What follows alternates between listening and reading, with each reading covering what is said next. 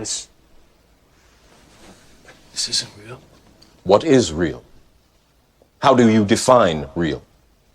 If you're talking about what you can feel, what you can smell, what you can taste and see, then real is simply electrical signals interpreted by your brain. Hello and welcome to True Crime Rocket Science, the most authentic voice in true crime. Right now, CNN is reporting on Russia's quote-unquote change in tactics. In order for Russia to have something to crow about during their massive parade on May 9, known as Victory Day in Russia, Russia will need to have a victory. Well, it would be nice to have, put it that way. And if you can't have a real victory, a fake one will have to do. It's possible when Putin penciled invade Ukraine on his calendar for February 22nd, he expected an easy win, propping up his puppets here and there, and that he'd be done with mopping everything up by March, April at the latest.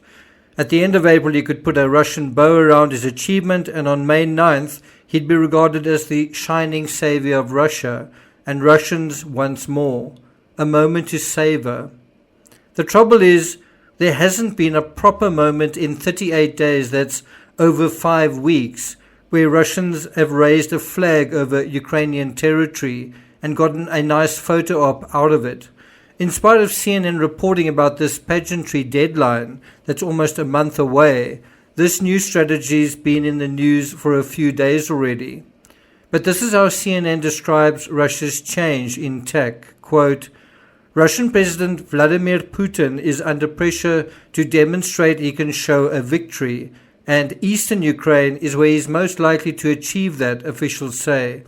US intelligence intercepts suggest Putin is focused on May 9, Russia's Victory Day, according to a US official, end quote. And by the way, that May 9 is Russia's victory over the Germans during the Second World War. Now, bear in mind, Putin has been conjuring an alternate reality all along. It hasn't really been necessary to anchor any of this conjuring in anything of real substance. Well, until now. During the May 9th parade, it will be necessary to have something that's significant, a significant reality. Not a small contrivance, not some small little PR kerfuffle, something real, something big. And they need that for the Russian cheerleaders to shake their pom-poms at. And so that requires the hard work of actually winning something. Now, going back to the CNN article, quote, May 9 is a prominent holiday on the Russian calendar, a day in which the country marks the Nazi surrender in World War II with a huge parade of troops and weaponry across Red Square in front of the Kremlin, end quote. Now, bear in mind, part of the propaganda in terms of this war has been calling some of the Ukrainians and I guess the Ukrainian leadership Nazis. And so having another quote-unquote Nazi surrender is going to be perfect for May 9. Do you see that? Going back to the article, quote, the officials say Putin wants to celebrate a victory of some kind in his war that day. But other officials note even if there is a Russian celebration, an actual victory may be further off, end quote. Just so, that is exactly the problem. Another problem Putin may be facing is how to parade troops and weaponry when much of it has been shot to hell already. So possibly some troops and weapons are being recalled while they're still in one piece in order to be polished, shirts ironed, etc., to strut on Red Square. And we're going to get to some of those numbers in a moment. Now, another excellent quote from that same article on CNN reads as follows, and it's according to a European defense official, quote, Putin will have a victory parade on 9 May regardless, and it should be, of the status of the war or peace talks. On the other hand, a victory parade with what troops and vehicles, end quote. Now, you might find that laughable. Of course, Putin has enough of an army to stitch together a decent parade, you might say. Well, within the fog of war, it's hard to say exactly what the scale of damage done on both sides really is. And that raises the question, what is the scale of damage right now, day 38. Exactly how much damage has already been done. And that's not damage to buildings or infrastructure or tanks or machinery or weapons. It's damage to human beings. How many human beings have been damaged on each side? And so this too is part of the pageantry of war. As long as your side believes it's winning, as long as your side believes the other side is losing more human life, it's easy to commit more forces, more lives to the abyss. And put another way, as long as your side doesn't know the full scale of your own losses, it's also easy to commit more forces, more lives, including your own. Right now, this is how Wikipedia describes losses on both sides. I take a moment to absorb some of those numbers, but not only that, the discrepancies between some of those numbers, some of those claims, some of those estimates. According to the actual participants on both sides, losses are approximately even at around 1,300 soldiers killed on either side. In other words, according to self-declared losses, this looks like a draw or a stalemate, right? However, NATO estimates Russian losses might be as high as 40,000, which is approximately 1 out of every 5 Russian soldiers, a fifth of the Russian army already destroyed. Meanwhile, the USA estimates losses in Ukraine to be twice as high, double the figure or double the official figures at around 4,000. These higher numbers suggest 10 times as many casualties on the Russian side as on Ukraine. Do you think that's realistic? Which raises once again the question we keep asking on this channel, what is real? Ukraine puts these figures at around 7,000. Meaning possibly twice as many civilians dead as soldiers. Although it's possible large numbers of Russian soldiers have died, what's missing from this infographic is the most important part: civilian deaths in Ukraine. The refugee numbers and internally displaced numbers, and let's face it, both those numbers together bring us to about 10 million Ukrainians. That's refugee numbers plus displaced numbers. But that, as well as endless footage of entirely destroyed residential high-rises and in some cases entire cities like Mariupol, suggests civilian casualties in the tens of thousands, possibly in the hundreds of thousands. If the Russian government is hiding the true number of their losses, I wouldn't be surprised if the Ukrainian government is hiding the true number of civilian losses. During a war scenario, expect pageantry on both sides, just as you would a criminal suspect being interrogated by law enforcement.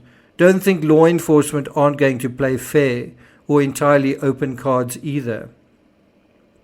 I've heard recently an American military strategist criticizing President Biden for not describing Zelensky as winning, and also for, just in terms of the general coverage, not describing the Ukrainians as winning.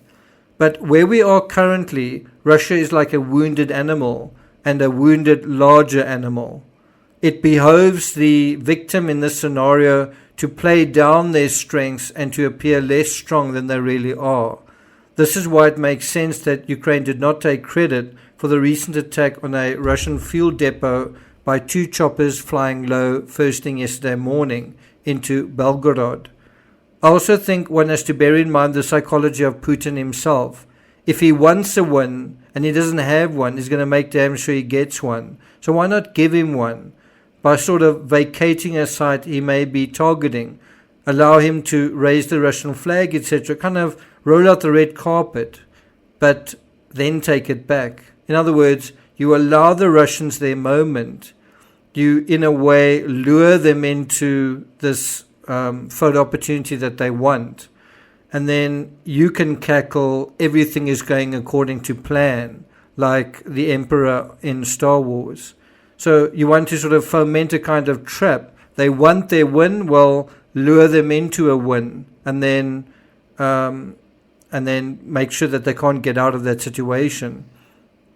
On the other hand, denying Putin a win might make him raise the ante And since we're dealing with a nuclear power, that might not be what you want him to do. Personally, I think it will be harder for Putin to keep his alternate reality going if Ukraine attacks military targets inside Russia. But I fear that that will also lead to the kind of escalation nobody can afford.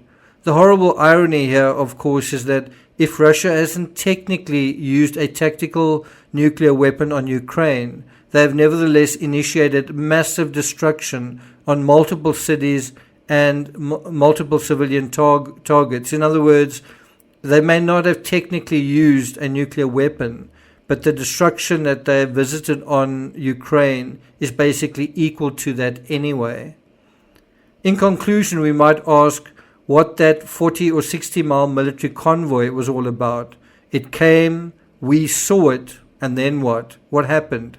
It's possible the convoy itself was pageantry, meant to scare the residents of Kyiv to their very bones, scare them into giving up, scare them into surrender. If you think the war is going to be over soon, consider the fact that the prelude to the war started as early as 10 November 2021. By November 28, Ukraine were aware of a buildup of over 90,000 Russian troops.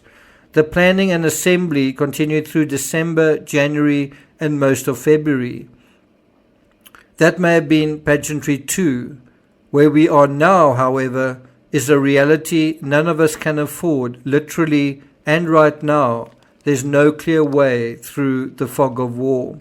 And I want to end by saying we may look at this from the West, from wherever we are in the West, and think that the Russians just have no idea what is going on in their own country. We might look at that and say, well, we have much greater knowledge. We are superior in terms of our access and transparency to information, right? So you might look at the Russians and say, well, their information has been controlled and they don't actually know what is really going on. Do you think that is really true in the West? Do you think everyone in the West knows what is really going on? Because if you think about it, there are certain components in the West where, whether you want to say it's 50% or 30%, have certain beliefs about certain other important things, whether it's the pandemic or certain political views. Do you think that that is the logical way to think, or do you think someone has been influenced to think that way?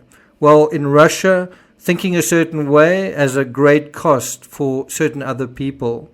And that is why it's important to know the truth, to ask what is real, and to think critically about your reality. Thank you for listening, and I'll see you guys next time.